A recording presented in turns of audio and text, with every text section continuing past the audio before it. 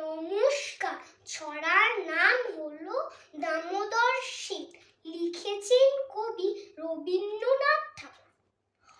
অল্পেতে খুশি হবি দামোদর শীত কি, মুরগির মোয়া চাই ভাজা ভেটকি, আনবে কটকি জুতো মটকিতে ঘি, জলপাইগুড়িতে ইনুপুই জিয়ানো, চাঁদনীতে পাওয়া যাবে বোয়ালের পেটকি, চিনে বাজারের থেকে ইনুতু গরম চা, কাঁকড়ার ডিম চাই যে গরম চা, না হয় খরচা হবে মাথা হবে হেঁটকি, মনে রেখো বড় মাপে করা চাই আয়োজন,